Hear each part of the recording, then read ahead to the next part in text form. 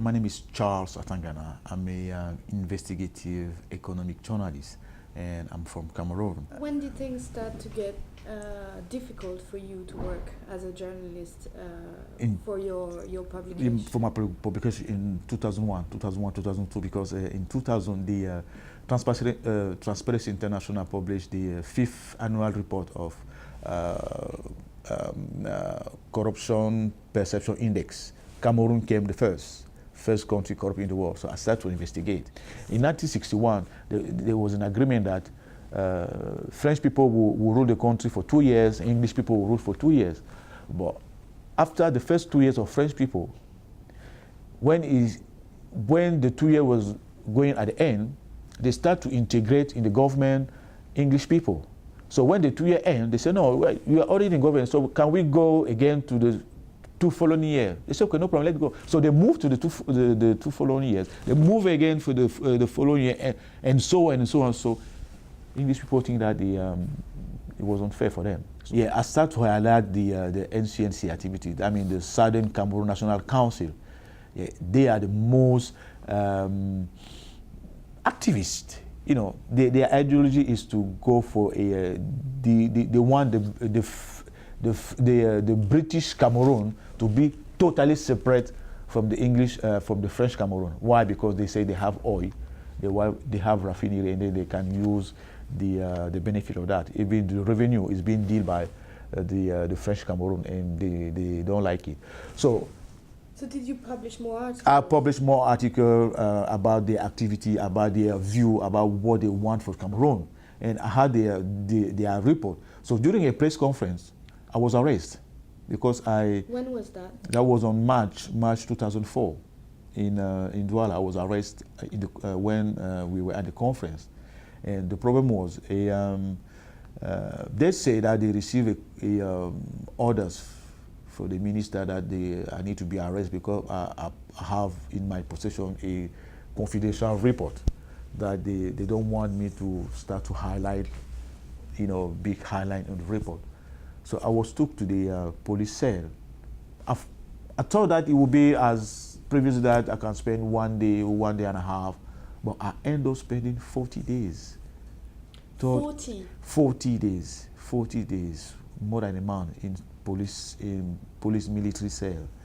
I was questioned, I was beaten, I was tortured, I was they used the wire to attach to my genital and to pull out for me to give names and to give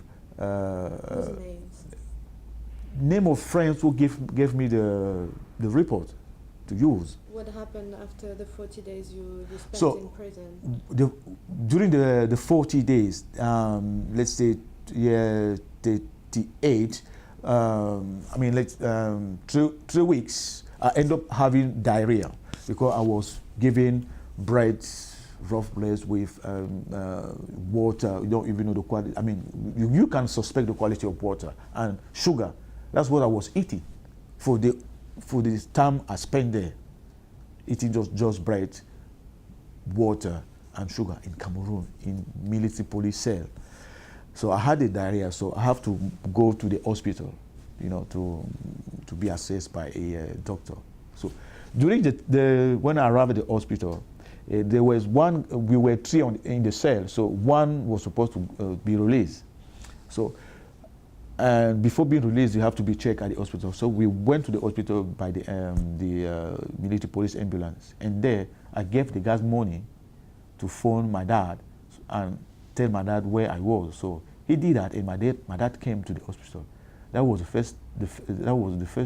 first time my dad saw me after being disappeared for more than a month. He didn't know. He thought that I was on special assignment somewhere in the country, as I used to go for 2 weeks. Just to try to report, to bring regional or department regional information to the national newspaper. So I used to do that. So he told me, he didn't even speak to me because he saw how bad I was. So we grabbed the guy who was supposed to take me back to the cell, and then I ended up escaping with my dad, and I spent... So you arrived in England in... Arrived in UK on the 10th of May 2004. When I was arrested in March 2004, I had my mobile phone, my tape recorder, I have my press card, my national ID card. So I end up, they took everything. So I end up having, because in my back pocket I have my ID. So I traveled with my ID. So when I came, they asked me, do you have anything proof that you are from Cameroon? I showed them my ID. So they took the ID, they got the ID. And then they keep asking me the question, how, where are you from, where were you doing? I tell them everything. They never told me that you say that you are a journalist, we don't believe that you are a journalist because this is the proof. Nobody knows you in Cameroon as a journalist. No, they never say that. They just say we don't believe that you escaped from Cameroon. We don't believe that you escaped from prison. We don't believe that you were tortured. We don't believe this. We don't believe this. We don't. Nothing. So now, lucky we have report from AFG. AFG is African Journalist Organization. So they wrote about Cameroon, and they say, we know that journalists in Cameroon are facing a terrible situation, right? We have the CPJ, who is Committee for Protection of Journalists based in USA. They wrote a report, and then they even support my asylum. So we have those evidence that we're going to send everything to the Home Office, and then we're going to just wait what they're going to say. So you are going to send the new evidence very soon? Aye. We are already sent the new evidence, and then the Home Office has asked for 6 weeks to say, to approve or to deny again, because they are already denied everything since 2004. Mm. Because if you were deported, what would happen to you if you were deported back to Cameroon? If I was going to be deported back to Cameroon, it's sign a death sentence. That means the UK will sign a death sentence for me to be sent back straight away.